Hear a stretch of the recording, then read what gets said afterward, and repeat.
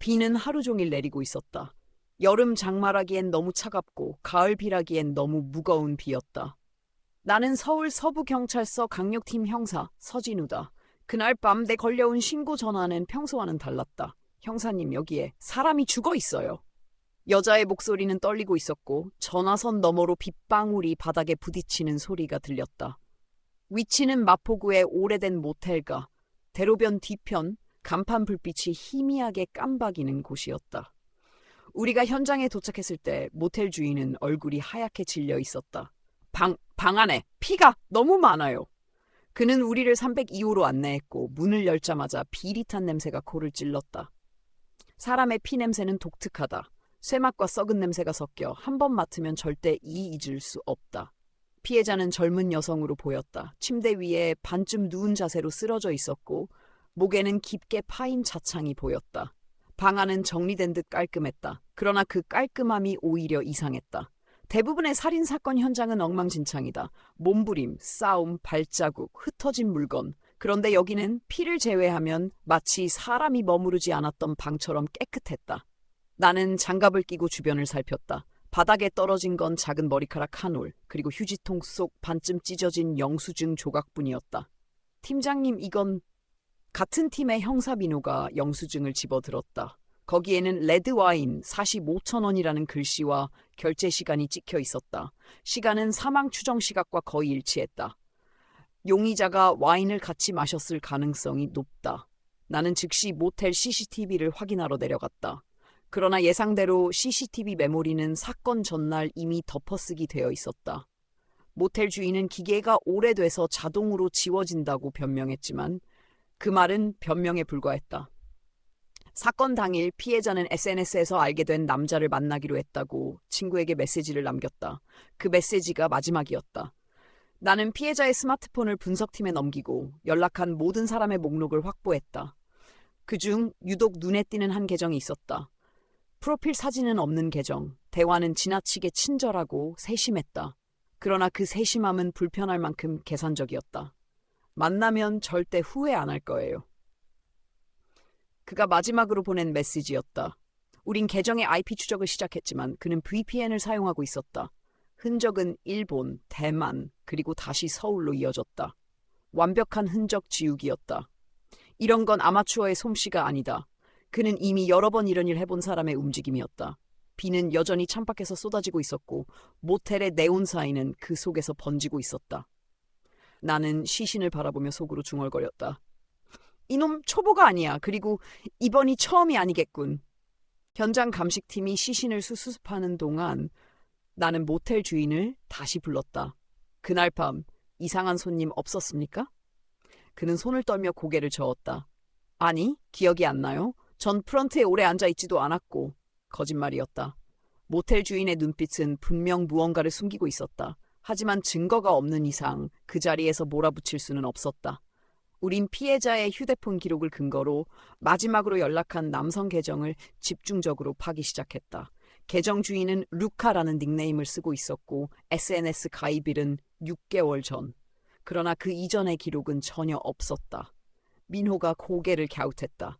이 정도로 흔적이 없다는 건 새로 만든 계정일 가능성이 큽니다.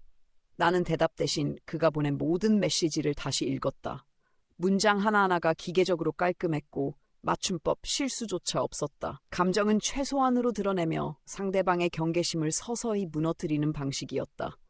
다음 날 아침 부검 결과가 나왔다. 사인은 경부 압박에 의한 질식사, 흉기에 의한 자창은 사후에 만들어진 것으로 보였다. 왜 굳이 사후에 상처를 남겼을까? 그건 일종의 의식일 가능성이 컸다. 범인은 살인을 단순한 범죄가 아닌 자신만의 규칙에 따른 행위로 생각하는 것이다. 나는 과거 미해결 사건 데이터베이스를 뒤졌다. 그리고 놀라운 사실을 발견했다. 2년 전 인천의 한 모텔에서 20대 여성이 살해된 사건, 사망 원인, 사후 자창, 정리된 현장, 모든 것이 이번 사건과 일치했다. 그 사건은 CCTV 부재와 증거 부족으로 미제로 남아있었다. 이놈, 돌아온 거야. 나는 무겁게 중얼거렸다. 그날 저녁 우리 팀은 피해자의 친구들을 불러 조사했다. 한 여성이 조심스럽게 입을 열었다. 그 사람 만나기 전에 저한테도 메시지 보낸 적 있어요. 너무 친절해서 오히려 이상했거든요. 그녀는 자신의 휴대폰을 꺼내 그와 나눴던 대화를 보여줬다. 패턴은 같았다. 친절함, 세심함, 그리고 만나면 후회 안 한다는 마지막 문장. 이번엔 그 대화가 일주일 만에 차단으로 끝났기에 피해는 없었지만 이건 분명 연쇄였다. 나는 루카가 활동한 다른 SNS와 채팅방을 수색했다. 그리고 마침내 동일한 닉네임과 동일한 문장 패턴을 쓰는 계정을 다크웹 채팅방에서 발견했다. 거기에는 여성들의 사진과 위치 정보가 거래되고 있었다. 민호가 이를 보더니 이를 악물었다. 이건 단순한 개인 범죄가 아니네요. 조직적인 뒷배가 있습니다. 맞았다. 이건 혼자 움직이는 포식자가 아니라 그 뒤에 더 큰 어둠이 있었다. 비는 사흘째 계속 내리고 있었다. 나는 사건 파일을 덮으며 마음속으로 결심했다. 다음 피해자가 나오기 전에 반드시 놈을 잡는다. 하지만 그 순간 내 휴대폰이 울렸다. 미확인 발신자. 받자마자 들려온 목소리는 낮고 기괴하게 차분했다. 형사님, 저를 찾고 있죠? 숨이 멎는 듯한 순간 그는 덧붙였다. 다음은 더 가까운 곳에서 일어날 겁니다. 전화가 끊기자 내 손은 얼어붙은 듯 움직이지 않았다. 그 목소리는 차갑지만 이상하게도 정중했다. 마치 오래된 지인을 부르는 듯한 친근함과 동시에 깊은 바닥을 알 수 없는 공포를 품고 있었다. 민호가 내 표정을 보고 물었다. 누굽니까? 나는 짧게 대답했다. 그놈이다. 다음 범행을 예고했다. 우리는 즉시 위치 추적을 시도했지만 발신지는 다크웹에서 사용되는 해외 IP를 경유한 인터넷 전화였다. 흔적은 금세 사라졌다. 민호가 주먹을 책상에 내리쳤다. 이놈 우리를 완전히 가지고 노네요. 나는 차분하게 말했다. 아니, 오히려 우리를 도발하는 거다. 자신이 우위에 있다고 생각하니 이런 짓을 하지. 그날 밤 관할 지역 모든 모텔과 저렴한 숙박업소를 대상으로 잠복 계획을 세웠다. 특히 여성 혼자 체크인하는 경우 즉시 우리 팀에 연락하도록 지시했다. 하지만 범인은 생각보다 교활했다. 예고한 지 이틀이 지나도록 아무런 움직임이 없었다. 팀원들 사이에 긴장이 조금씩 풀릴 때쯤 경찰청 사이버 수사대에서 연락이 왔다. 형사님, 루카 계정이 새로운 아이디로 활동을 시작했습니다. 이번엔 아레스라는 이름입니다. 닉네임을 바꿨지만 문장 패턴과 말투는 그대로였다. 그가 노리는 대상은 이번에도 20대 여성. 더 무서운 건 피해자 후보로 보이는 여성이 이미 아레스와 만남 약속을 잡았다는 사실이었다. 우린 즉시 여성에게 연락을 취했다. 그녀는 경계심이 높았지만 설득 끝에 협조를 약속했다. 다음 날 저녁 우리는 그녀를 미끼로 삼아 아레스를 검거하기로 했다. 모든 준비는 치밀하게 진행됐다. 모텔 주변에는 사복 형사들이 배치되고 여성이 입장한 뒤 5분 간격으로 무전 확인을 받도록 했다. 오후 9시 42분 한 남성이 로비에 들어섰다. 마스크와 모자를 깊게 눌러쓴 그는 프런트에서 무언가를 속삭이고는 곧장 여성의 방 번호가 적힌 키를 받았다. 그 순간 무전이 울렸다. 대상 3층 진입. 우린 동시에 움직였다. 그러나 3층 복도급 방 앞에 도착했을 때 문은 이미 열려 있었고 방 안은 비어 있었다. 민호가 욕설을 내뱉었다. 이럴 리가. 여성은 어디로 사라진 걸까? CCTV를 확인한 결과 그 남자는 복도 끝 비상구로 빠져나갔고 여성은 그 뒤를 따라갔다. 몇 분 후 모텔 뒷골목의 폐쇄된 창고 안에서 여성을 발견했다. 그녀는 의식이 있었지만 입과 손이 묶여 있었다. 그놈 제 뒤에 서 있더니 경찰이 따라오고 있다면서 웃었어요. 그녀의 말에 등골이 서늘해졌다. 놈은 우리가 잠복하고 있다는 사실을 이미 알고 있었던 것이다. 본청에서 회의가 열렸다.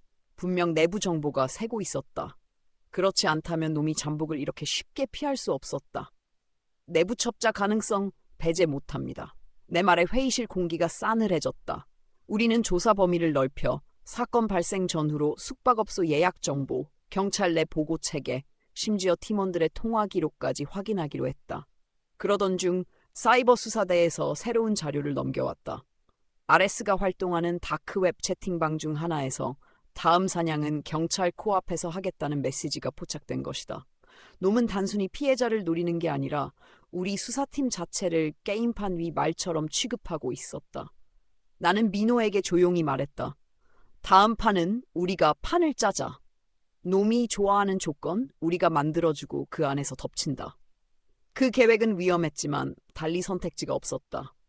우린 가짜 피해자와 가짜 예약 기록을 만들고 모텔 CCTV까지 일부러 사각지대를 남겨놨다. 그리고 48시간 후 놈은 미끼를 물었다. 문제는 이번엔 우리가 놈을 쫓는 게 아니라 놈이 우리를 불러낸 셈이었다. 48시간이 지난 밤 가짜 피해자의 계정으로 RS에게 보낸 마지막 메시지가 읽힘 표시를 남겼다. 그 직후 예약해둔 모텔에 가명으로 된 방이 실제로 결제되었다. 결제 수단은 비트코인 전환 선불카드. 민호가 모니터를 보며 속삭였다. 왔습니다. 우리는 사전에 정한 위치에 흩어져 있었다. 나는 CCTV 모니터링 팀과 무전으로 연결돼 있었고 민호는 3층 복끝 사각지대 근처에서 대기했다. 가짜 피해자는 이미 방 안에서 대기 중이었다. 그녀는 우리 팀의 여형사 박서연이었다. 서연은 작은 이어피스를 통해 내 지시를 들으며 긴장을 감추려 애쓰고 있었다. 오후 10시 13분 목표가 모습을 드러냈다. 평범한 점퍼 차림에 후드를 깊게 둘러쓰고 마스크로 얼굴을 가린 남자. CCTV 화면 속 그의 시선은 로비 한쪽 벽에 달린 카메라를 스치듯 확인했다. 카메라 위치를 파악합니다. 모니터 요원이 중얼거렸다. 그는 방키를 받자마자 엘리베이터를 타지 않고 비상계단으로 향했다. 3층 비상계단 민호 대기 위치로 이동 중. 내가 무전으로 알렸다. 민호는 짧게 대답했다. 받았습니다. 그러나 남자는 3층에 도착하자마자 잠시 멈췄다. 그리고 주머니에서 무언가를 꺼냈다. 화면이 확대됐다. 그것은 휴대용 전파 방해기였다. 순간 무전이 잡으로 가득 찼다. 지직! 들립니까? 서연의 목소리가 깨져서 들렸다. 나는 이를 악물고 지시했다. 모든 팀, 시각적 확인으로 전환, 무전 불능 시 3분 후 진입. 남자는 서연의 방 앞에 섰다. 문을 두드리지도 않고 비밀번호 자판을 눌렀다. 우리가 일부러 설정해둔 가짜 비밀번호를 입력하자 문이 열렸다. 그는 안으로 들어가며 문을 살짝 닫았다. 3분이 흐르기도 전에 방 안에서 금속 부딪히는 소리가 났다. 민호가 문을 발로 찼다. 경찰이다! 움직이지 마!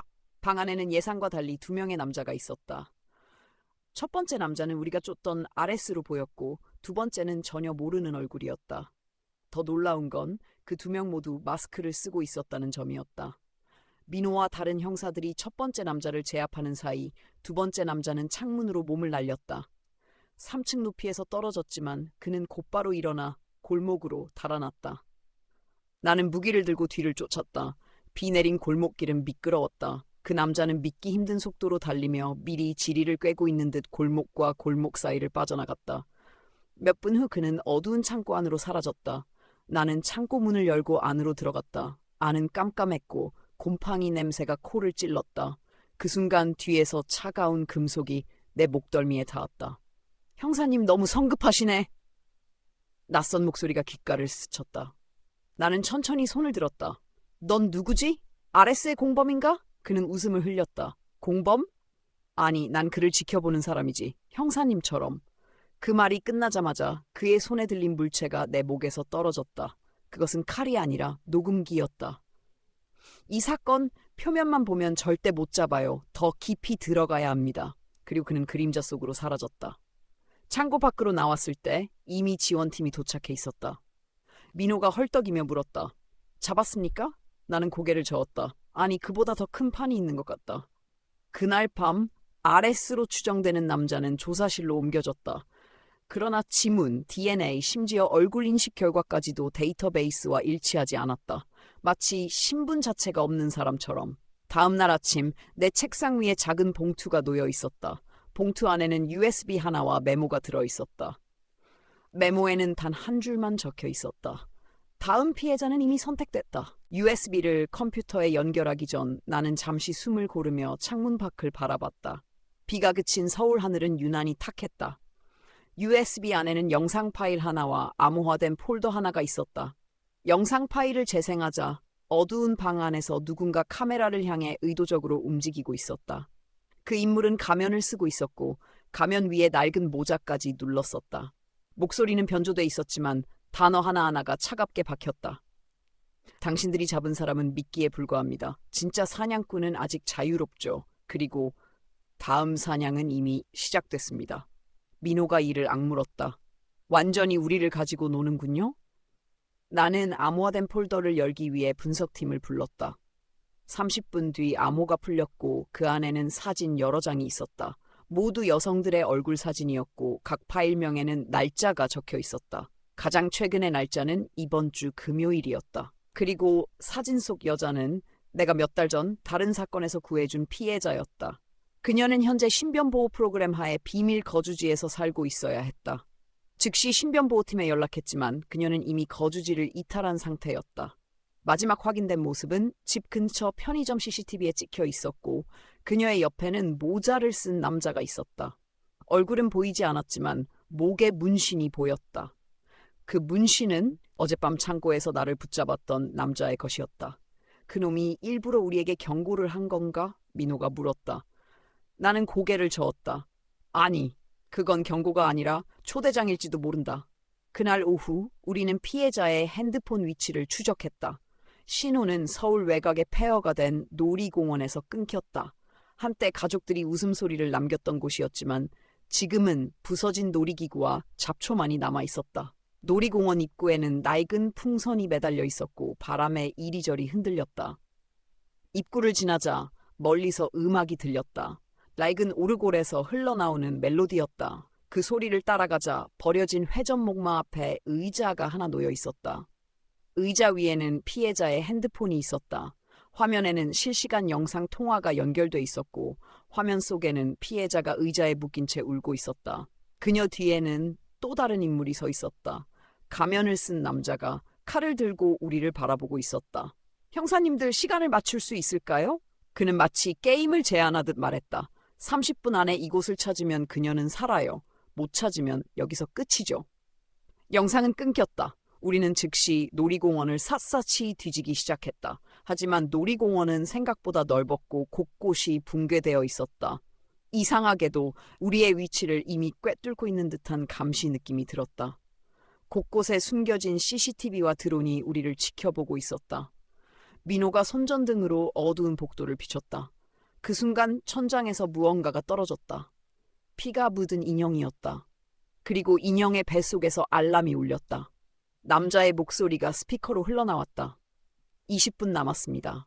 시간은 빠르게 줄어들고 있었고 우리는 더 깊숙이 들어가야 했다. 그러나 이 모든 것은 함정처럼 느껴졌다. 한 걸음 잘못 디디면 피해자뿐 아니라 우리도 돌아오지 못할 수 있었다. 폐허가 된 놀이공원 안에서 시계 초침 소리가 귓가에 들리는 듯했다. 20분, 그것이 우리에게 주어진 전부였다. 민호는 회전목마 뒤편의 좁은 통로를 가리켰다. 여기 발자국이 있습니다. 신발 크기 260, 남성입니다. 나는 고개를 끄덕이며 뒤를 따랐다. 통로는 어둡고 바닥에는 부서진 유리 조각과 금속 파편이 흩어져 있었다. 신발이 닿을 때마다 날카로운 소리가 울렸다. 마치 우리 위치를 노출시키는 경보처럼. 갑자기 왼쪽 벽에서 작은 모니터 하나가 켜졌다. 화면 속 가면남이 웃고 있었다. 형사님들, 이렇게 쉬운 길을 택하다니 실망입니다. 그 순간 발밑에 판자가 꺼지며 민호가 아래로 떨어졌다. 나는 즉시 손을 뻗어 그의 손목을 잡았다. 아래는 물이 고인 깊은 탱크였고 녹슨 철골이 삐죽 튀어나와 있었다. 간신히 민호를 끌어올린 뒤 우리는 숨을 고르며 다시 앞으로 나아갔다. 남자는 우리를 지치게 하고 방향 감각을 잃게 만드는 방식으로 유도하고 있었다. 10분이 남았을 무렵 놀이공원 중심부에 도착했다. 거기에는 버려진 유령의 집 건물이 있었다. 문은 반쯤 열려 있었고 안에서 희미한 조명이 깜빡였다. 그 불빛이 마치 우리를 유혹하는 신호처럼 보였다. 들어갑니다. 나는 권총을 꺼내 들었다. 유령의 집 내부는 썩은 냄새와 습기로 가득했다. 벽에는 오래된 공포 인형과 해골 장식이 있었는데 일부는 움직이고 있었다. 가까이 다가가 보니 그 안에는 작은 카메라가 숨겨져 있었다. 갑자기 스피커에서 여자의 비명이 터졌다. 그 소리는 2층에서 들려왔다. 우리는 계단을 뛰어 올랐지만 2층은 미로처럼 복잡했다. 각 복도 끝마다 CCTV가 우리를 따라 움직였고 스피커에서는 남자의 목소리가 흘렀다. 5분 남았습니다. 정말로 구할 수 있을까요? 심장이 쿵쿵 울렸다. 문 하나를 열자 작은 방이 나왔다. 그 안에는 의자와 밧줄이 있었지만 피해자는 없었다. 대신 핸드폰과 시계가 놓여 있었고 시계는 1분씩 줄어드는 카운트다운을 표시하고 있었다. 이건 미끼입니다. 다른 길을 찾죠. 나는 시계를 발로 차부졌다. 그 순간 옆방에서 금속이 긁히는 소리가 났다. 문을 열자 피해자가 입을 테이프로 막은 채 앉아 있었다.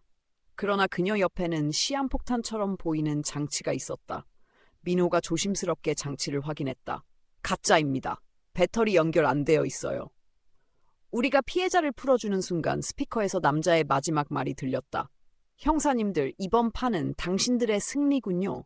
하지만 게임은 이제 시작입니다. 우리가 놀이공원을 빠져나올 때 멀리서 드론 한 대가 하늘로 떠올랐다. 드론 카메라는 우리를 똑바로 비추더니 어둠 속으로 사라졌다. 그리고 몇 분 뒤 내 휴대폰으로 메시지가 도착했다. 다음 단서는 강 위에서 기다립니다. 강변은 새벽 안개로 가득 차 있었다. 가로등 불빛이 희미하게 물 위에 반사되며 바람에 흔들렸다. 메시지에 적힌 강 위라는 단서는 명확했다. 하지만 그는 결코 정면 승부를 택하지 않는 자였다. 민호가 강둑 쪽을 손전등으로 비췄다. 여기 신발 자국이 있습니다. 젖은 진흙 위로 이어져 있어요. 발자국은 오래되지 않은 듯했다. 물기와 모래가 아직 흘러내리지 않은 상태였다. 우리는 강변을 따라 조심스럽게 걸었다. 멀리서 물살을 가르는 소리가 들렸다. 그곳에는 오래된 목조 부두가 있었다. 부두 끝에는 낡은 보트 한 척이 묶여 있었고 그 위에 작은 상자가 놓여 있었다. 나는 상자에 다가가기 전 주변을 살폈다. CCTV나 드론의 흔적은 보이지 않았다. 상자를 열자 안에는 작은 무전기와 쪽지가 있었다. 쪽지에는 짧게 한 문장이 적혀 있었다. 10분 안에 강 건너로 오십시오. 아니면 다음 희생자는... 말은 없었지만 위협의 무게가 느껴졌다. 무전기 스위치를 켜자마자 남자의 목소리가 흘러나왔다. 조심하세요, 형사님. 강물은 차갑고 거짓말은 더 차가우니까요. 우리는 보트를 풀어 강을 건넜다. 노를 저을 때마다 물속에서 뭔가 스치는 듯한 감촉이 전해졌다. 강 중앙쯤에서 민호가 손전등을 비추자 물 위로 무언가 떠올랐다. 그것은 인형이었다. 하지만 인형의 목에는 피해자의 신분증이 묶여 있었다. 민호가 이를 집어들려는 순간 멀리서 총성이 울렸다. 물 위로 튄 파편이 우리 얼굴에 닿았다. 우리는 즉시 몸을 숙이고 강 건너까지 최대한 빨리 노를 저었다. 도착한 강 건너편에는 오래된 창고가 있었다. 문은 굳게 잠겨 있었지만 안에서 희미한 빛이 새어나왔다. 나는 문고리를 돌려보았으나 잠장치가 단단했다. 그 순간 무전기에서 다시 목소리가 들렸다. 3분 남았습니다. 선택하세요. 문을 부수고 들어오시든지 아니면 돌아가든지. 민호는 지체 없이 발로 문을 찼다. 철문이 크게 울리며 열렸고 우리는 안으로 뛰어들었다. 창고 안은 넓고 어두웠다. 한가운데 의자에 묶인 남자가 있었다. 그는 얼굴에 피멍이 있었고 숨이 가쁘게 가늘었다. 우리가 다가가려는 순간 머리 위에서 갑자기 굵은 쇠사슬이 떨어졌다. 사슬 끝에는 무거운 철구가 매달려 있었고 그것이 우리 앞을 스쳐 바닥에 부딪혔다. 남자의 신음소리와 함께 스피커에서 웃음소리가 울렸다. 아쉽네요, 형사님. 이 사람은 제가 원하는 답을 주지 못했거든요. 우리가 밧줄을 풀어주자 그는 떨리는 목소리로 말했다. 그놈 아직 근처에 있어요. 저 밖에서. 우리는 서로 눈빛을 주고받고 동시에 창고 문 쪽으로 돌진했다. 문을 나서자 강둑 위로 검은 그림자가 뛰어가는 것이 보였다. 민호가 소리쳤다. 멈춰! 경찰이다! 그림자는 멈추지 않았다. 우리는 어둠 속에서 그를 뒤쫓았다. 바람이 얼굴을 스치고 발밑에 자갈이 튀었다. 그가 향한 곳은 강 위의 철교였다. 철교 위에서 그는 잠시 뒤돌아보았다. 그리고 마스크 너머로 짧게 웃었다. 다음엔 좀 더 재밌는 걸 준비하죠. 순간 그는 난간을 넘어 강 아래로 몸을 던졌다. 물속에 거친 파문이 일었지만 아무 흔적도 남지 않았다. 우리는 강가를 한참 뒤져보았지만 그는 이미 사라지고 없었다. 그가 강물 속으로 사라진 후 물결만이 한동안 요동쳤다. 민호는 강물에 손전등을 비추며 중얼거렸다. 수색팀을 불러야겠어요. 이대로 두면 또 놓칩니다. 나는 무전을 잡고 상황을 보고했다. 잠시 후 수색 조명이 강 위를 비추기 시작했고 잠수 요원들이 차례로 물속에 뛰어들었다. 하지만 1시간의 수색 끝에도 시신은 물론 흔적 하나 발견되지 않았다. 우리는 창고로 돌아가 구출한 남자를 조사실로 옮겼다. 그의 이름은 장도훈, 근처 폐차장에서 일하던 인부였다. 첫 진술에서 그는 겁에 질린 목소리로 말했다. 그놈이 저를 납치한 이유를 모르겠습니다. 밤길에 집에 가는데 갑자기 뒤에서 마취약 냄새가 났고 눈을 뜨니 창고였습니다. 나는 그의 손목에 남은 자국을 유심히 보았다. 쇠사슬 자국은 오래된 것이 아니라 불과 몇 시간 전 생긴 것 같았다. 그런데 이상한 점이 하나 있었다. 사슬의 모양이 팔자 형태로 두 겹 감겨 있었다는 것. 이 패턴은 예전에 다뤘던 한 사건과 닮아 있었다. 철사 연쇄살인 사건. 범인은 피해자의 손목과 발목을 뻘자 모양으로 묶은 뒤 특정한 도구로 조였다. 그 사건의 용의자는 아직 잡히지 않았다. 나는 즉시 사진을 분석팀에 보내 감정 요청을 했다. 민호가 내 표정을 읽고 물었다. 혹시 그놈 옛 사건의 범인일 가능성이 있습니까? 나는 고개를 끄덕였다. 연결고리가 보여요. 그리고 그가 우리를 이곳으로 유인한 것도 단순한 게임이 아닙니다. 그날 밤 우리는 창고 안을 다시 수색했다. 형광가루를 뿌려 발자국 흔적을 찾던 중 부두 쪽으로 이어진 희미한 발자국이 발견됐다. 그 발자국 옆에는 물에 젖은 작은 종이 조각이 있었다. 조각을 건져 말려보니 숫자와 글씨가 섞여 있었다. 53 D4. 민호가 고개를 갸웃했다. 날짜랑 카운트다운? 4일 뒤에 무슨 일이 있다는 건가요? 나는 대답 대신 휴대폰 달력을 꺼냈다. 그리고 4일 뒤 날짜에 동그라미를 쳤다. 그날은 정확히 1년 전 철사 연쇄살인 사건의 마지막 피해자가 발견된 날이었다. 다음날 아침 본청 회의실에선 긴급 브리핑이 열렸다. 벽면 스크린에는 우리가 확보한 단서들이 나열되었다. 팔자형 사슬 자국, 4일 뒤라는 경고.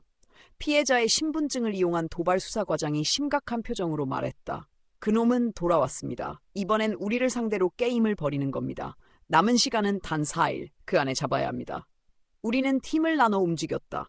민호와 나는 지난 사건의 자료를 재검토했고 다른 팀은 강변 주변 CCTV와 통신 기록을 뒤졌다. 그 과정에서 한 장의 CCTV 캡처가 눈에 띄었다. 강변에서 3km 떨어진 골목. 그곳에서 검은 모자를 쓴 남자가 쓰레기 봉투를 버리는 장면이 찍혀 있었다. 시간은 우리가 추격을 시작하기 30분 전. 현장에 나가 확인하니 쓰레기 봉투 안에는 젖은 옷과 장갑 그리고 방수 테이프가 들어있었다. 놀라운 건 장갑 안쪽에 미세한 형광가루가 묻어 있었다. 우리가 창고에서 사용한 것과 동일한 형광가루였다. 이건 명백한 메시지였다. 나는 여기 있었다. 그리고 너희는 여전히 내 뒤를 쫓고 있다. 그날 저녁 나는 집으로 돌아가지 않았다. 경찰서 숙직실에서 사건 기록을 다시 넘기고 있었다. 철사 연쇄살인 사건의 피해자들은 모두 특정한 조건이 있었다. 20대 30대 초반 여성, 혼자 사는 경우가 많음, 실종되기 전 3일간 주변에서 같은 남자의 목격담 존재. 이번에도 그 패턴이 반복될까? 만약 그렇다면 그는 이미 다음 피해자를 정해두었을 가능성이 높았다. 새벽 2시 민호가 급히 문을 열고 들어왔다. 형사님, 방금 신고가 들어왔습니다. 인근 대학 여학생이 귀가 중 사라졌습니다. CCTV에 마지막으로 찍힌 건 강변 근처입니다. 우리는 곧바로 현장으로 향했다. 비가 내리고 있었고 강가에는 우산 하나가 버려져 있었다. 그 옆에는 또 하나의 쪽지가 젖어 있었다. 디스임. 이번엔 시간표가 빨라지고 있었다. 비에 젖은 쪽지를 장갑 낀 손으로 집어들자 종이 위에 먹물이 번져 숫자가 거의 흐릿하게 보였다. 그럼에도 불구하고 D3이라는 글자는 선명했다. 마치 누군가가 일부러 방수펜으로 쓴 것처럼. 민호가 이를 악물고 말했다. 놈이 우리를 조롱하는 겁니다. 피해자가 아직 살아있다면 3일 안에 무슨 일을 벌이겠다는 뜻이겠죠. 나는 주변을 살펴보았다. 강변의 가로등 불빛이 비에 반사되어 흔들리고 있었다. 우산이 버려진 위치에서 10m 떨어진 곳에 진흙 위에 남은 발자국이 보였다. 발자국의 방향은 강변에서 반대쪽, 숲이 우거진 산책로 쪽이었다. 우리는 그 발자국을 따라갔다. 발자국은 비에 씻기면서도 어쩐지 일정한 간격을 유지하고 있었는데 이는 범인이 의도적으로 속도를 조절하며 걸었을 가능성을 시사했다. 중간중간 발자국 사이에 깊게 찍힌 홈이 있었는데 무거운 짐을 끌거나 질질 끌린 물체의 흔적으로 보였다. 혹시 피해자를 끌고 간 건가요? 민호의 질문에 나는 짧게 대답했다. 가능성이 큽니다. 산책로 끝에는 오래된 공장 건물이 있었다. 창문 대부분이 깨져 있었고 내부에서는 물방울 떨어지는 소리가 메아리쳤다. 우리가 문을 열자 오래된 기계 냄새와 곰팡내가 한꺼번에 밀려왔다. 플래시를 비추자 먼지 위에 새로 생긴 신발 자국이 선명히 찍혀 있었다. 그 자국은 우리와 같은 경찰 전투화 크기와 비슷했지만 밑창 패턴이 달랐다. 그 패턴, 나는 이전 사건 기록에서 본 기억이 있었다. 철사 연쇄살인 당시 현장에서 발견된 발자국 패턴과 완전히 일치했다. 건물 안쪽 창고 구석에는 낡은 금속 상자가 놓여 있었다. 상자를 열자 안에는 녹슨 사슬과 절단기가 들어있었다. 그리고 사슬 중 하나에는 아직도 희미하게 피가 말라붙어 있었다. 민호가 분노의 찬 목소리로 말했다. 이 자식 일부러 남겨둔 거네요. 나는 고개를 끄덕였다. 그리고 우릴 여기로 유인한 거죠. 피해자는 이미 다른 곳에 있을 가능성이 높습니다. 그때 무전기가 잡음을 내더니 본청의 목소리가 들려왔다. 형사님, 강변 CCTV를 재검토하던 중 실종 여학생이 사라지기 전 탑승한 차량이 확인됐습니다. 흰색 밴, 번호판 앞자리 45, 위치 추적 중입니다. 우리는 즉시 건물을 빠져나와 순찰차에 올라탔다. 비는 여전히 거세게 내리고 있었고 도로 위의 차량들은 물살을 가르듯 달리고 있었다. 30분 뒤 위치가 포착됐다. 밴은 시외곽의 한 버려진 모텔 주차장에 세워져 있었다. 모텔의 간판은 불이 꺼져 있었고 창문마다 두꺼운 합판이 박혀 있었다. 우리는 소음 최소화 장비를 착용하고 건물 주변을 조심스럽게 포위했다. 안에서 미세하게 들려오는 금속 긁히는 소리가 귀에 스쳤다. 그 소리는 규칙적으로 반복되었는데 마치 사슬을 당기고 놓는 소리 같았다. 민호가 손짓으로 도립 신호를 보냈다. 문을 차고 들어가자 곰팡이 냄새와 함께 차가운 공기가 밀려왔다. 복도를 지나자 문 하나가 굳게 잠겨 있었고 그 안쪽에서 미약한 신음소리가 들렸다. 철문을 절단기로 열자 안에는 의자에 묶인 젊은 여성이 있었다. 입에는 천이 물려 있었고 손목과 발목에는 다시 펄자 형태의 사슬 자국이 남아 있었다. 우리는 즉시 그녀를 풀어주고 상태를 확인했다. 다행히 의식은 있었지만 극도의 공포로 몸이 떨리고 있었다. 여성을 경찰차로 옮기는 동안 나는 방 한쪽 벽에 걸린 것을 발견했다. 벽에는 커다란 종이가 붙어 있었는데 날짜와 숫자가 적혀 있었다. 디르, 그리고 그 밑에는 빨간 펜으로 이렇게 적혀 있었다. 시간이 줄어든다. 내가 빨라지는 걸 막을 수 있나? 이 메시지를 보는 순간 등골이 서늘해졌다. 그는 이제 속도를 올리고 있었다. 우리가 한 건을 막으면 그는 곧바로 다음 목표로 움직일 것이다. 우리가 모텔을 빠져나오려는 순간 무전이 다시 울렸다. 형사님, 시내 반대편에서 또 다른 여성 실종 신고가 들어왔습니다. 마지막 목격 장소는 기차역 근처입니다. 민호가 이를 악물었다. 이 자식 동시에 두 건을 벌이고 있군요? 나는 짧게 대답했다. 우릴 지치게 하고 헷갈리게 만드는 거죠. 다음은 우리가 시간을 이겨야 합니다. 기차역 주변은 이미 혼란에 휩싸여 있었다. 빛 속에서 우산을 든 시민들이 경찰의 통제선 밖으로 몰려나 있었고 역 내부에선 안내 방송이 계속 반복되고 있었다. 현재 기차 운행이 일시 중단되었습니다. 승객 여러분께서는 안전한 장소로 이동해 주시기 바랍니다. 우리는 곧장 역 안으로 들어갔다. 대합실 바닥은 비에 젖은 발자국으로 얼룩져 있었고 CCTV 모니터에는 수십 개의 화면이 동시에 깜박이고 있었다. 관제실에서 근무하던 영무원이 다급하게 말했다. 여기입니다. 10분 전 한 여성이 이쪽 출구 쪽으로 끌려가는 장면이 포착됐습니다. 화면 속에는 모자를 둘러쓴 남성이 한 손으로 여성을 끌고 다른 손으로 휴대폰을 들고 있는 모습이 잡혀 있었다. 여성은 발버둥을 치고 있었지만 남성은 거의 질질 끌듯 끌고 나갔다. 그 방향은 역 옆에 폐창고로 이어졌다. 우리는 즉시 그쪽으로 향했다. 폐창고 문은 녹이 슬어 있었지만 최근에 열리고 닫힌 흔적이 있었다. 문틈 사이로 희미한 불빛이 새어나왔고 안쪽에서 무언가 금속 부딪히는 소리가 났다. 민호가 낮은 목소리로 말했다. 이 안에 있는 게 확실합니다. 나는 심호흡을 하고 무기를 단단히 쥐었다. 도립 신호와 함께 문을 밀어젖히자 퀴퀴한 냄새와 함께 차가운 공기가 얼굴을 스쳤다. 안쪽에는 작은 작업대가 있었고 그 위에는 절단된 케이블 타이, 절반이 부러진 나이프가 놓여 있었다. 그 옆 바닥에는 쓰러져 있는 여성이 보였다. 그녀의 손목은 여전히 묶여 있었고 입가에는 테이프 자국이 남아 있었다. 우리가 다가가자 여성은 눈을 크게 뜨고 몸을 움찔했다. 나는 즉시 자신이 경찰임을 알리고 조심스럽게 테이프를 떼어냈다. 괜찮아요. 이제 안전합니다. 그러나 방안을 살피던 민호가 갑자기 외쳤다. 형사님, 이쪽으로. 그가 가리킨 곳은 벽에 설치된 모니터였다. 모니터 화면 속에는 모텔방에서 구조한 첫 번째 피해자가 병원 침대 위에 누워 있었고 그 옆 창문으로 검은 그림자가 스쳐 지나가고 있었다. 나는 직감적으로 알았다. 놈이 우리를 기차역으로 유인하는 동안 이미 병원으로 이동한 것이다. 병원 쪽 전 부서 지원 요청, 긴급 코드 레드! 나는 무전기에 대고 고함쳤다. 우리는 여성을 안전하게 인계하자마자 병원으로 전속력으로 달렸다. 사이렌 소리가 빗속을 가르며 울려 퍼졌고 차창 밖으로 도시의 불빛이 일그러져 지나갔다. 병원에 도착했을 때 이미 복도는 소란스러웠다. 간호사 한 명이 우리를 보자마자 다급히 말했다. 방금 어떤 남자가 산소통을 운반하는 척하면서 병실로 들어갔어요. 우리는 3층으로 뛰어올랐다. 병실 문은 반쯤 열려 있었고 안쪽에서 낮게 중얼거리는 남성의 목소리가 들렸다. 시간이 줄어든다. 더 빨리? 더.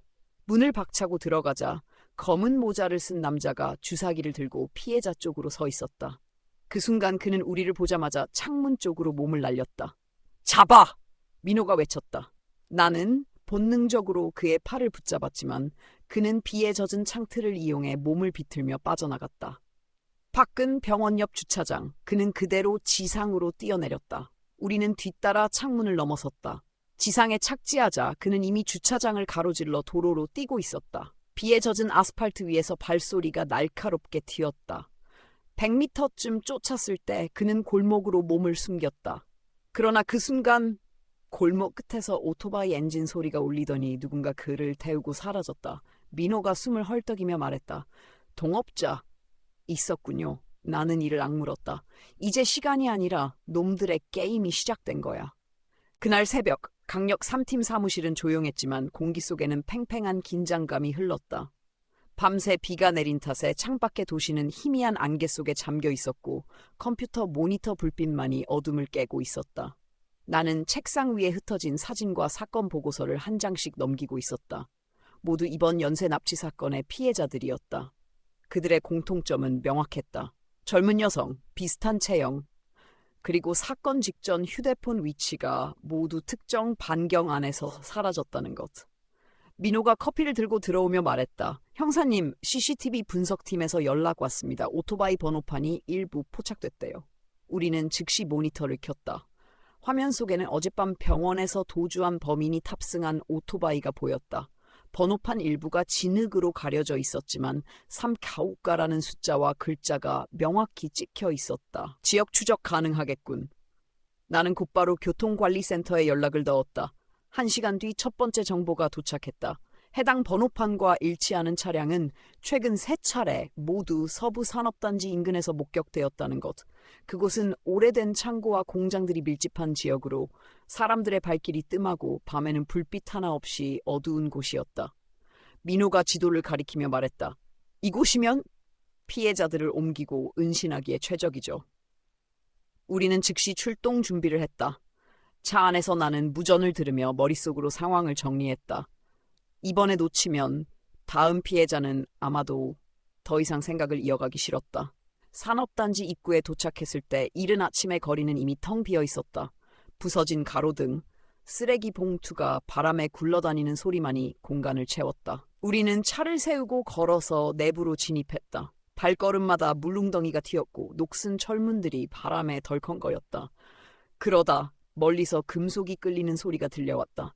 민호가 숨을 죽이며 속삭였다. 들으셨어요? 나는 고개를 끄덕이고 소리가 나는 방향으로 몸을 낮춘 채 다가갔다.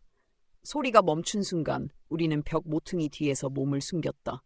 그곳에는 오토바이가 세워져 있었고 그 옆에서 검은 모자를 쓴 남성이 큰 상자를 옮기고 있었다. 상자는 철사로 꽁꽁 묶여 있었고 표면에는 취급주의라는 스티커가 붙어 있었다. 나는 민호에게 눈빛을 보냈다. 준비해? 그러나 그 순간 남자가 고개를 들더니 우리 쪽을 보았다. 그리고 망설임 없이 상자를 오토바이에 던져 싣고 시동을 걸었다. 엔진 소리와 함께 그는 골목 끝으로 내달렸다. 우리는 뒤쫓았지만 오토바이는 골목을 빠져나가며 시야에서 사라졌다. 대신 그가 서 있던 자리에 상자 하나가 남아 있었다. 조심스럽게 상자를 열자 그 안에는 묶인 채 의식을 잃은 여성이 있었다. 호흡은 느리지만 다행히 살아 있었다. 나는 즉시 119에 구조 요청을 넣었다. 그때 상자 바닥에서 작은 봉투 하나가 떨어졌다. 그 안에는 USB와 함께 한 장의 쪽지가 들어있었다. 사냥은 계속된다. 다음은 너희 차례다. 나는 손을 떨며 USB를 들었다. 민호가 묵묵히 옆에서 지켜보았다. 컴퓨터 앞에 앉아 USB를 연결하는 순간 화면에 나타난 것은 다음 목표와 이번 게임의 규칙을 알리는 차가운 메시지였다. 119 구급대가 피해 여성을 실어 나간 후 사무실로 돌아온 우리는 즉시 USB를 분석하기로 했다. 정보 분석팀의 박 대리가 노트북에 USB를 꽂자 화면에 검은 배경과 함께 한 줄의 문구가 나타났다. 사냥의 규칙을 알면 끝까지 따라올 수 있을까? 문구가 사라지자 여러 개의 영상 파일이 목록으로 떴다. 날짜와 시간이 각각 찍혀 있었는데 그중 가장 최근의 파일명을 클릭하자 영상이 재생되었다. 영상 속에는 폐창고 내부가 비춰졌다. 어두운 공간 한가운데 의자에 묶인 여성이 있었고 주변에는 커다란 시계가 벽에 걸려 있었다. 시계 초침은 빠르게 움직이며 마치 폭탄의 타이머처럼 긴박감을 주었다. 그리고 카메라 뒤에서 낮고 기묘한 목소리가 들려왔다. 너희가 오기 전에 게임은 끝난다. 하나씩 사라지는 게 규칙이다. 민호가 주먹을 움켜쥐며 말했다. 이놈, 완전히 우리를 도발하고 있네요. 나는 재생 시간을 확인했다. 영상이 찍힌 시간은 단 4시간 전이었다. 즉 우리가 산업단지에서 구조한 여성이 찍힌 시각과 거의 동일했다. 하지만 영상 속 여성은 우리가 구조한 인물과 달랐다. 즉 또 다른 피해자가 아직 잡혀있다는 뜻이었다. 박 대리가 USB 속 다른 파일을 열었다. 거기엔 지도 위에 붉은 원이 그려져 있었고 그 원 안에는 여러 개의 X 표시가 찍혀 있었다. X 표시 옆에는 각각 다른 숫자가 붙어 있었다. 나는 곧바로 그 좌표를 지도로 옮겨봤다. 모두 서울 외곽, 특히 버려진 건물이나 폐공장 지역이었다. 민호가 말했다. 이건 일종의 사냥터 목록 아닐까요? 우리는 즉시 팀을 나눠 X 표시된 장소들을 동시에 수색하기로 했다. 나와 민호는 가장 근처의 폐차장을 맡았다. 차를 세우고 안으로 들어서자 녹슨 자동차들이 빽빽하게 쌓여 있었고 그 사이로 좁은 통로가 이어졌다. 통로 끝에서 희미한 빛이 새어나왔다. 우리는 총을 들고 천천히 다가갔다. 폐차된 버스 안 한 남자가 무언가를 바닥에 늘어놓고 있었다. 그것은 여러 장의 사진이었다.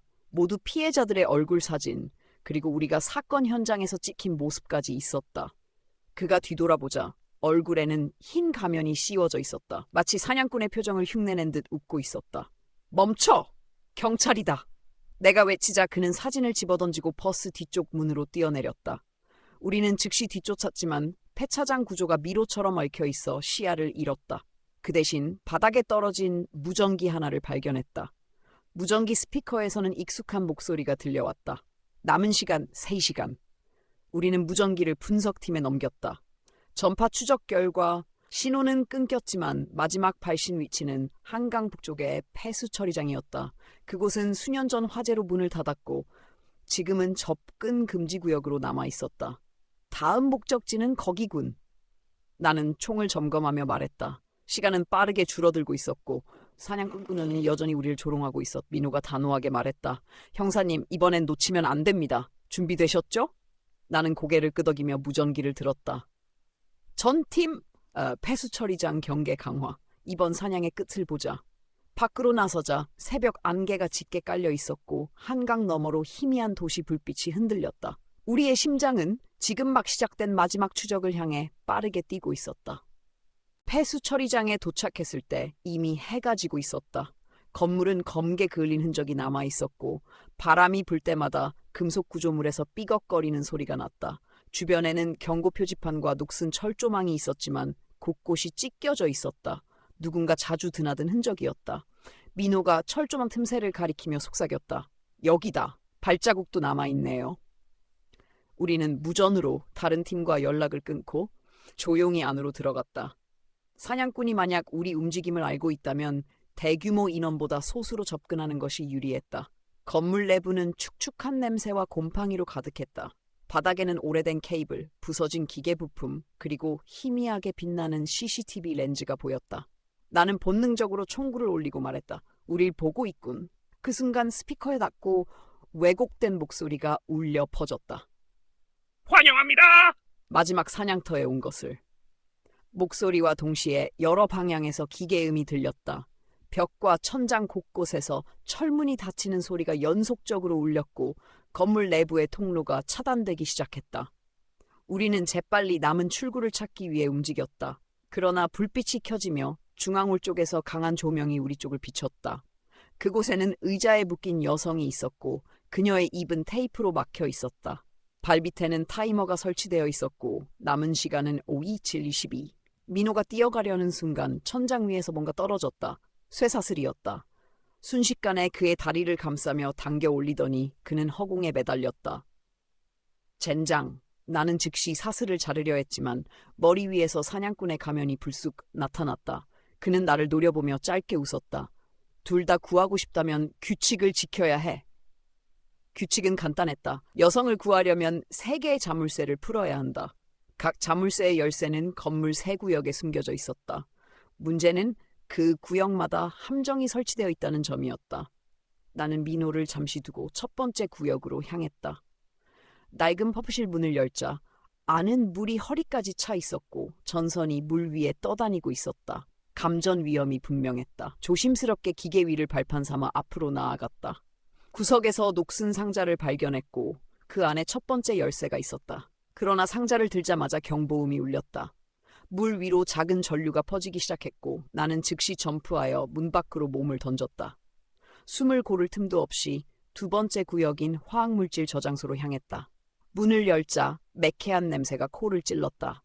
바닥에는 깨진 유리병과 흰 가루가 흩어져 있었고 중앙의 철제 선반 위에 작은 금속 상자가 보였다. 장갑을 낀 채 상자를 집어들고 열쇠를 챙겼다. 그러나 뒤에서 발소리가 들려왔다. 뒤돌아보니 사냥꾼이 이미 내 뒤에 서 있었다. 그는 무언가를 바닥에 던졌고 하얀 가루가 공중에 퍼졌다. 숨이 막히는 듯한 기분에 나는 재빨리 마스크를 착용하고 밖으로 뛰쳐나왔다. 마지막 열쇠는 옥상에 있었다. 계단을 오르자 한강의 야경이 멀리 보였지만 그 아름다움 속에 기묘한 정적이 감돌았다. 열쇠를 찾는 순간 옆쪽 난간에서 사냥꾼의 목소리가 다시 들렸다. 이제 선택해. 내 동료와 이 여인 중 누구를 먼저 구할 건가? 그는 무전기를 내 발 앞에 던지고 사라졌다. 무전기에선 민호의 목소리가 들려왔다. 시간이 없어. 날 두고 여자를 먼저. 나는 이를 악물고 결정을 내려야 했다. 타이머는 이미 0-45를 가리키고 있었다. 나는 심장이 쪼개질 듯 뛰는 것을 느꼈다. 시계는 옮겨. 민호의 목소리가 무전기 너머로 다시 들려왔다. 시간 낭비하지 마! 여자부터. 그러나 그의 목소리는 힘이 빠져 있었다. 쇠사슬에 매달린 채로 피가 발끝에 몰리고 있을 것이 분명했다. 그 상태로 오래 버틸 수 없었다. 나는 결정을 내렸다. 가장 가까운 위치에 있는 민호를 먼저 풀어야 했다. 그를 구해야 여성을 함께 구할 수 있었다. 그렇지 않으면 둘 다 잃는다. 계단을 3계단씩 뛰어내려 중앙홀로 향했다. 민호가 매달린 곳은 철골 구조물 상단이었고 사슬 끝은 기계식 윈치에 연결돼 있었다. 나는 휴대용 절단기를 꺼내 사슬을 절단하려 했다. 그러나 사냥꾼이 머리 위 난간에서 내려다보며 총을 들고 있었다. 규칙을 깼군. 그의 목소리는 차갑고 짧았다. 그 순간 그는 발사 버튼을 눌렀다. 민호의 발목을 묶은 사슬이 풀리며 그가 5m 높이에서 바닥으로 떨어졌다. 나는 재빨리 뛰어들어 그의 몸을 받쳤다. 뼈가 부러지는 소리가 들렸지만 그는 여전히 숨을 쉬고 있었다. 우리는 기어서 여성에게 다가갔다. 3개의 자물쇠 중 2개는 이미 풀린 상태인 상태였지만 마지막 하나는 옥상에서 가져온 열쇠가 필요했다. 나는 주머니에서 열쇠를 꺼내고 손이 떨리는 상태로 자물쇠를 풀었다. 딸깍하는 소리와 함께 테이프를 떼자 여성이 거친 숨을 몰아쉬었다. 그러나 안심할 틈은 없었다. 타이머는 15, 그리고 발밑 폭탄에는 복잡한 회로가 연결돼 있었다. 민호가 이를 악물고 말했다. 전선 색깔 파란색부터 끊어. 나는 그의 지시에 따라 파란색, 흰색, 그리고 마지막으로 빨간색을 절단했다. 타이머는 0검사에서 멈췄다. 여성의 몸을 부축해 밖으로 나가려는 순간 건물 전체가 어두워졌다. 비상 조명이 깜빡이며 켜졌고 그 빛 속에서 사냥꾼이 나타났다. 그는 나와 불과 3미터 거리에 서 있었다. 그의 손에는 사냥칼이 들려 있었고 가면 틈새로 번뜩이는 눈이 보였다. 넌 너무 늦었어. 우리는 서로를 응시하며 원을 그리기 시작했다. 그는 칼끝을 아래로 내리고 천천히 움직였고 나는 권총을 겨눴다. 한 발의 총성이 울렸지만 그는 옆으로 몸을 날려 피했다. 칼이 스치는 순간 내 팔에서 피가 튀었다. 나는 고통을 억누르고 가까운 금속 파이프를 잡아 반격했다. 파이프 그의 옆구리를 강타했고 그는 순간적으로 숨을 몰아쉬었다. 민호가 기어서 내 쪽으로 권총을 밀어줬다. 나는 그것을 잡아 곧바로 방아쇠를 당겼다. 총알은 그의 어깨를 관통했고 사냥꾼은 뒤로 물러나더니 창문을 박차고 어둠 속으로 사라졌다. 바깥에는 강바람만이 불고 있었다. 우리는 추격하려 했지만 민호의 부상과 여성의 상태 때문에 우선 병원으로 향해야 했다. 구급차 안에서 나는 사냥꾼이 남긴 마지막 말이 머릿속에서 맴돌았다. 넌 너무 늦었어. 그 말 속에는 단순한 위협이 아닌 무언가 더 깊은 의미가 담겨 있었다. 그리고 직감적으로 알았다. 이 싸움은 끝나지 않았다는 것을. 병원 응급실 문이 닫히자마자 강한 소독약 냄새가 코를 찔렀다. 민호는 들것에 실려 수술실로 향했고 여성 피해자는 산소 마스크를 착용한 채로 간호사들에게 인계됐다. 나는 잠시 멈춰 숨을 고르려 했지만 머릿속이 복잡하게 뒤엉켜 있었다. 형사반장이 달려왔다. 놈은 잡았나? 나는 고개를 저었다. 총상을 입었지만 뛰어내린 후 강변숲으로 사라졌습니다. 추적팀이 수색 중입니다. 반장은 욕설을 내뱉으며 손목시계를 확인했다. 놈이 이런 짓을 벌인 이유 감이 오나? 나는 잠시 망설였다. 사냥꾼의 말, 넌 너무 늦었어. 그 말 속에서 단순한 조롱 이상의 의미가 느껴졌다. 마치 이번 사건이 전체 게임의 일부라는 듯한 느낌이었다. 반장님, 이건 단순한 유괴나 살인이 아닙니다. 누군가 우리를 시험하고 있는 겁니다. 반장은 눈을 가늘게 뜨며 내 말을 들었다. 그때 형사과 무전기가 울렸다. 여기 추적팀. 강변숲에서 피로 보이는 흔적과 뭔가 이상한 걸 발견했습니다. 우리는 현장으로 달려갔다. 비에 젖은 흙바닥 위에는 피가 점점이 떨어져 있었고 그 끝에는 낡은 가죽 가방이 놓여 있었다. 가방 안에는 서류봉투와 USB 그리고 붉은색 스프레이로 그려진 X 표식이 찍힌 지도 한 장이 들어있었다. USB를 현장에서 바로 분석했다. 영상 파일 하나가 있었다. 화면 속에는 사냥꾼의 가면이 클로즈업으로 잡혀 있었고 그의 목소리가 변조되어 흘러나왔다. 축하한다. 하지만 사냥은 이제 시작이다. 영상 뒤에는 날짜와 시간이 찍혀 있었는데 72시간 후를 가리키고 있었다. 반장은 얼굴이 굳었다. 놈이 다음 범행 예고를 하는 건가? 나는 화면 속 지도를 다시 확인했다. 표식이 찍힌 위치는 시 외곽에 있는 폐쇄된 놀이공원이었고 이미 5년 전 화재로 운영을 중단한 곳이었다. 우리는 즉시 경계 인력을 배치하기로 했지만 내 직감은 그곳이 단순한 함정일 가능성이 높다고 말했다. 사냥꾼은 늘 한 발 앞서 있었다. 이번에도 그는 우리가 예상하는 움직임을 읽고 있을 것이다. 반장님, 혹시 지도 속 표식이 미끼라면? 반장은 내 말을 끊었다. 그래서 너는 어디를 의심하나? 나는 USB 안에 다른 데이터들을 열어봤다. 그 안에는 실종된 여성들의 CCTV 캡처와 시간표가 있었다. 모든 피해자는 특정 날짜와 시간에만 사라졌다. 그 패턴을 분석하자 남은 시간이 72시간이라는 것이 우연이 아니라는 게 드러났다. 다음 피해자는 이틀 후 오후 10시 시청 근처. 나는 그렇게 말했다. 반장은 무거운 숨을 내쉬며 명령을 내렸다. 좋아, 시청 일대 전면 감시다. 그러나 내 머릿속에는 불길한 예감이 점점 커지고 있었다. 사냥꾼은 단순히 사람을 죽이는 게 목적이 아니었다. 그는 게임을 만들고 우리를 그 판 위에 올려놓고 있었다. 그리고 그 게임의 마지막 단계가 무엇인지 나는 알 수 없었다. 그날 밤 사무실로 돌아온 나는 증거 사진을 다시 확인했다. 피 묻은 가방 안쪽에서 발견한 한 장의 종이. 거기에는 서툰 필체로 이렇게 쓰여 있었다. 너는 선택해야 한다. 한 명을 구하면 한 명은 죽는다. 나는 서류를 내려놓으며 이번 사건이 단순한 추격전이 아니라는 것을 깨달았다. 이건 심리전이었다. 그리고 나는 그 심리전의 다음 판에 이미 들어가 있었다. 비가 그치지 않는 새벽, 시청 광장은 비어 있었다. 가로등 불빛이 젖은 도로 위에 번져 마치 거대한 수면 위에 떠 있는 듯한 느낌을 주었다. 우리는 광장을 둘러싸고 배치된 채 예고된 시간만을 기다리고 있었다. 형사님, 서쪽 출입로에 움직임이 있습니다. 무전이 울리자 나는 즉시 시선을 돌렸다. 검은 모자를 둘러쓴 남자가 천천히 광장 중앙으로 걸어오고 있었다. 그의 손에는 빨간색 우산이 들려 있었고 우산 끝에서 물방울이 똑똑 떨어졌다. 반장은 손짓으로 모두 대기하라는 신호를 보냈다. 나는 쌍안경을 들고 남자의 얼굴을 확인했다. 그러나 그 순간 시야에 잡힌 건 그의 얼굴이 아니라 우산 안쪽에 매달린 작은 카메라였다. 놈이야, 우리를 보고 있어. 내 목소리가 무전기를 통해 번졌다. 그 남자는 광장 한가운데 멈추더니 바닥에 무언가를 내려놓았다. 그리고 고개를 살짝 들어 CCTV가 있는 방향으로 시선을 던졌다. 순간 무전기 너머에서 사냥꾼의 변조된 목소리가 울렸다. 한 명을 구하면 한 명은 죽는다. 선택해. 우리가 달려갔을 때 바닥에 놓인 것은 금속 상자였다. 상자 안에는 작은 모니터가 있었고 화면에는 두 개의 다른 장소가 실시간으로 비춰지고 있었다. 첫 번째 화면, 지하 주차장. 손이 묶인 여성이 의자에 앉아 있었다.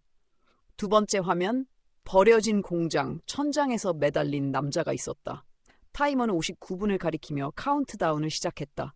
위치는? 내 물음에 통신팀이 곧바로 분석을 시작했다. 하지만 사냥꾼은 그 시간을 허락하지 않았다. 모니터 옆에 놓인 봉투 안에는 단서가 있었다. 두 곳 중 한 곳의 위치는 거짓이다. 그리고 내가 가는 곳에 내가 있다.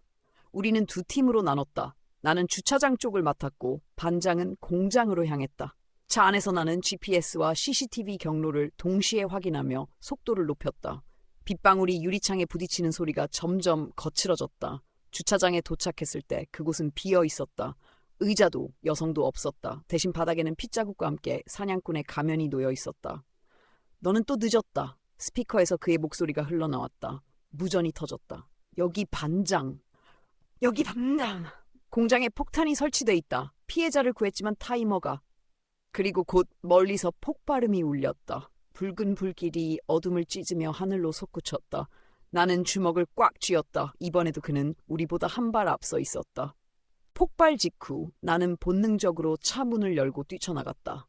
연기와 먼지가 뒤섞여 시야가 거의 가려졌지만 어딘가에서 들려오는 발자국 소리를 잡아냈다. 그것은 가벼운 러닝화의 발걸음이었고 방향은 폭발 지점을 벗어나 동쪽 골목으로 향하고 있었다. 동쪽 골목! 놈이 그쪽으로 간다! 내 외침이 무전을 타고 전파되자 인근에 있던 형사들이 즉시 움직였다. 하지만 골목은 비로 젖은 미끄러운 콘크리트 바닥, 한 번만 발을 헛디뎌도 놓칠 상황이었다. 나는 숨을 고르지 않고 계속 달렸다. 골목 끝 어슴푸레한 가로등 불빛 아래에서 검은 후드의 남자가 잠시 뒤돌아봤다. 그 순간 그의 목 주변에서 반짝이는 무언가가 보였다. 그것은 지난 사건 현장에서 발견된 특수 금속 조각과 동일한 빛이었다. 그는 즉시 몸을 돌려 좁은 계단을 타고 옥상으로 올라갔다. 나는 뒤를 쫓으며 손전등을 꺼내 비췄지만 계단 벽면 곳곳에 CCTV 렌즈가 박혀 있었다. 놈은 우리가 쫓는 순간마저 기록하고 있었다. 옥상에 도착했을 때 그는 이미 옆 건물로 뛰어내린 상태였다. 높이와 거리를 고려하면 훈련받지 않은 일반인은 불가능한 점프였다. 나는 무전으로 다른 팀의 위치를 전달했지만 골목 CCTV에는 그가 건물 뒤편으로 사라지는 모습만 찍혀 있었다. 잠시 후 폭발 현장 쪽에서 구조팀의 무전이 들려왔다. 반장님 부상! 하지만 피해자는 무사합니다. 나는 깊게 숨을 몰아쉬었다. 이번 추격으로 그의 얼굴은 여전히 잡지 못했지만 중요한 단서를 얻었다. 계단 난간에 남아있는 희미한 금속가루, 그리고 그가 착용한 목걸이에서 반사된 특유의 빛. 분석팀은 즉시 현장으로 와서 시료를 채취했다. 이 금속은 시중에서 구하기 어렵습니다. 특정 산업용 장비나 맞춤 제작품일 가능성이 큽니다. 분석관의 말이 끝나자 나는 직감적으로 그의 활동 반경이 좁혀졌음을 느꼈다.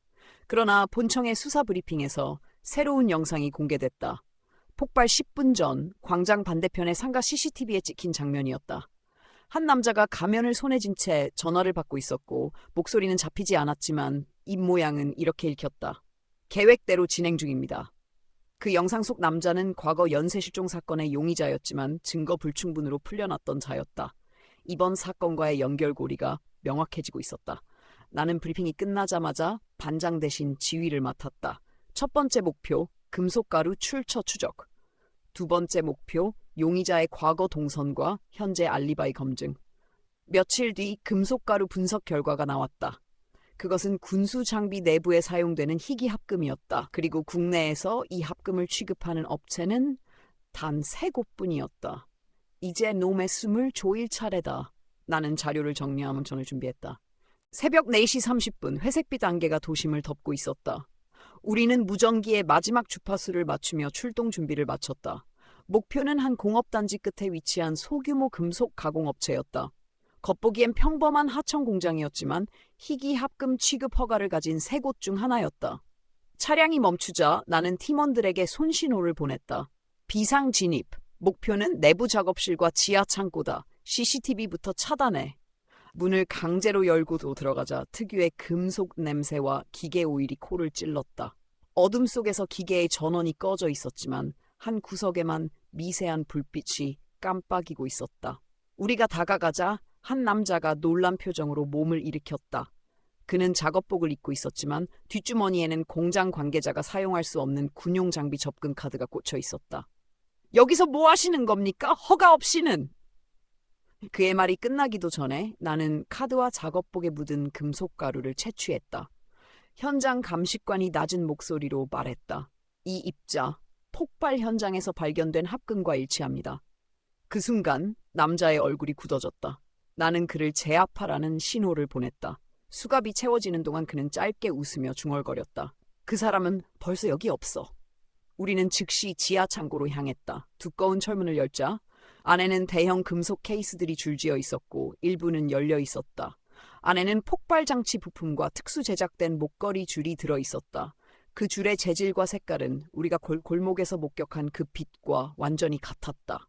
나는 무전으로 본청에 보고했다. 목걸이 제작 장비와 부품 확보, 용의자의 물리적 증거와 연결 가능성 높음. 하지만 문제는 주범의 위치였다. 공장 CCTV를 확인하니 그는 2시간 전 검은 밴을 타고 서쪽 국도를 빠져나간 기록이 있었다. 차량 번호판은 도난 신고된 차량의 것과 동일했다. 우리는 즉시 도로 CCTV를 연계 추적했다. 서쪽 국도는 3갈래로 갈라지는데 하나는 항구, 하나는 산악지대, 또 하나는 폐공장지대였다. 내 직감은 폐공장지대를 가리키고 있었다. 모든 팀 폐공장지대로 집결. 주범이 그곳에서 다음 계획을 준비 중일 가능성 높다. 차량이 속도를 높일수록 내 머릿속엔 지난 사건 피해자들의 얼굴이 스쳐갔다.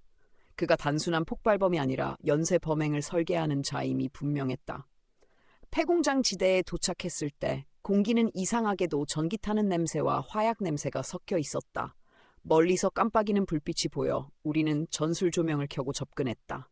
그 순간 무전이 울렸다. 반장님, 창고 내부에서 움직임 감지, 인원 2명 확인. 나는 손을 들고 모든 팀원에게 포위 진입을 명령했다. 철제문이 열리는 순간 안에서 한 남자가 총구를 들이밀었다. 그리고 그 뒤에 서 있는 그림자, 바로 우리가 쫓던 검은 후드의 남자였다. 너희가 이렇게 빨리 올 줄 몰랐네. 그의 목소리는 낮고 차가웠다. 그리고 그는 발로 무언가를 찼다. 바닥에 놓인 타이머였다. 타이머의 빨간 숫자가 빠르게 줄어들고 있었다. 모두 뒤로! 나는 폭발물 처리 반기에 즉시 호출을 넣었다. 그러나 지금 상황에서 3분은 너무 짧았다. 검은 후드의 남자는 총구를 낮추지 않은 채 부드럽게 웃었다. 내가 막아낼 수 있을까? 그의 발치에 놓인 금속 상자 안엔 복잡하게 연결된 회로와 고성능 폭약이 가득 차 있었다. 더 문제는 그 옆에 묶여있는 인질 2명이었다. 입과 손이 테이프로 결박된 채 눈을 크게 뜬 채 떨고 있었다. 내가 원하는 게 뭐지? 내가 물었다. 그저 끝을 보고 싶을 뿐이야. 너희가 절대 막지 못하는 끝. 그 순간 후드 남자는 인질 쪽으로 시선을 돌렸다. 나는 팀원에게 눈짓을 보냈다. 우리가 동시에 움직이지 않으면 누군가 죽는다. 타이머 건드리면 바로 방아쇠 당긴다. 그는 총을 인질의 머리로 겨눴다. 공기 중에 화약 냄새가 더 진하게 퍼졌다. 나는 서서히 오른손을 들어 보이며 다른 손으로는 무전기를 만졌다. EOD, 남쪽 창문으로 접근해라. 신호 주면 진입. 내 시선은 끊임없이 타이머 숫자를 확인하고 있었다. 그때 왼쪽 벽 뒤에서 아주 작은 금속 마찰음이 들렸다. 스나이퍼 팀이 포지션을 잡은 것이다. 나는 일부러 목소리를 높여 그 남자의 시선을 내 쪽으로 끌었다. 넌 이미 포위됐다. 이 폭탄은 너까지 끝장낼 거야. 그의 눈빛이 순간 흔들렸지만 곧 다시 차갑게 굳어졌다. 죽는 건 두렵지 않아. 중요한 건 메시지야. 더는 기다릴 시간이 없었다. 나는 고개를 아주 미세하게 끄덕였다. 팡! 스나이퍼의 탄환이 남자의 손목을 꿰뚫었다. 그가 비명을 지르는 순간 우리는 동시에 돌입했다. 나는 인질 쪽으로 달려가 결박을 풀었고 다른 팀원들은 타이머가 깜빡이는 금속 상자 앞으로 몸을 날렸다. EOD 대원이 빠르게 커터칼로 전선을 분석하더니 가장 두꺼운 청색선을 잘랐다. 타이머가 멈췄다. 창고 안의 모든 사람이 동시에 숨을 내쉬었다. 후드 남자는 팔이 피로 져 있었지만 여전히 이를 악물고 있었다. 너희는 막았지만 아직 다 끝난 건 아니야. 나는 그를 제압하며 물었다. 이 폭탄이 마지막이 아니란 말이지? 그는 대답 대신 씩 웃었다. 그 웃음이 오히려 등골을 서늘하게 했다. 밖으로 끌려나가는 그의 손목엔 미세한 금속 가루가 묻어 있었다. 감시반이 즉시 채취해 분석했다. 그 결과 가루 안에는 방사성 미량 물질이 섞여 있었다. 이건 단순한 폭발이 아니라 방사능 오염까지 노린 범행이었다. 나는 즉시 본청에 보고했다. 모든 항구와 공장, 화물창고를 전면 수색하라. 이건 끝난 게 아니다. 그리고 무전기 너머로 지휘관의 짧지만 무거운 목소리가 들려왔다.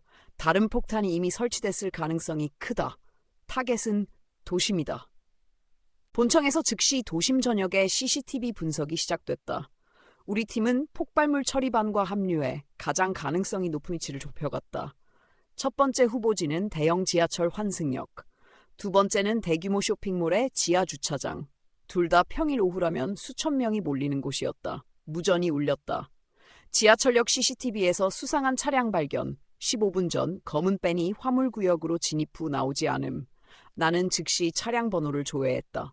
차량 등록자는 도심 폭발물 전과로 보부역했던 자의 친척이었다. 모든 조각이 맞아떨어졌다. 우리는 지하철역 화물 출입구로 전속력으로 달렸다. 도착하자마자 코로 스며드는 불쾌한 화학 냄새가 감지됐다. EOD 대원 하나가 낮게 중얼거렸다. 이건 TNT 냄새가 아니다. 뭔가 다른 게 섞여 있어. 출입구는 잠겨 있었지만 자물쇠는 오래 버틸 수 없었다. 하나, 둘, 셋! 문이 부서지고 어두운 화물 창고 안이 드러났다. 그곳 한가운데 검은 밴이 주차되어 있었고 뒷문이 반쯤 열려 있었다. 차량 내부에는 금속통 6개가 바닥에 단단히 고정돼 있었다. 각 통에는 방사능 경고 스티커가 붙어 있었다. 타이머는 0-12-5. 우린 시간이 있다고 생각했지만 문제는 또 있었다. 통 안에 장치가 2개 이상 연결되어 있어 하나라도 잘못 건드리면 즉시 폭발할 수 있었다. 그때 창고 뒤편에서 발자국 소리가 들렸다. 후드 남자와 연락하던 공범이었다. 그는 손에 리모컨을 들고 있었고 엄지를 천천히 버튼 쪽으로 올리고 있었다. 멈춰! 손 들어! 나는 권총을 겨누며 외쳤다. 그는 비웃었다. 너희는 항상 늦어. 순간 스나이퍼 팀의 총성이 울렸다. 리모컨이 공중으로 튀어오르고 동시에 그가 바닥에 쓰러졌다. 우리는 곧장 리모컨을 회수했다. EOD 대원들이 금속통을 분리하기 시작했고 나는 무전을 날렸다. 통로 확보 완료. 인근 지하철역 전면 대피 시작하라. 시민들이 비명과 함께 계단을 통해 지상으로 몰려나왔다. 그 와중에도 타이머는 계속 줄어들고 있었다. 빨간 선 제거, 파란 선 제거, 초록선은 건드리지 마! EOD 팀장의 목소리가 긴장감 속에서 울렸다. 마지막 순간 타이머가 3초를 가리켰을 때 전선이 잘렸다. 더 이상 아무 소리도 깜빡임도 없었다. 창고 안에 있던 모든 사람이 동시에 숨을 내쉬었지만 나는 안심할 수 없었다. 이번 사건은 단순한 범행이 아니라 조직적 테러였다. 본청 지휘관의 목소리가 무전기 너머로 울렸다. 이건 시작일 뿐이다. 내가 그들을 잡아야 한다. 나는 창고 밖으로 걸어나가며 도심 하늘 위로 울리는 경찰 헬기의 소리를 들었다. 그리고 아직 끝나지 않은 전쟁이 시작됐음을 깨달았다.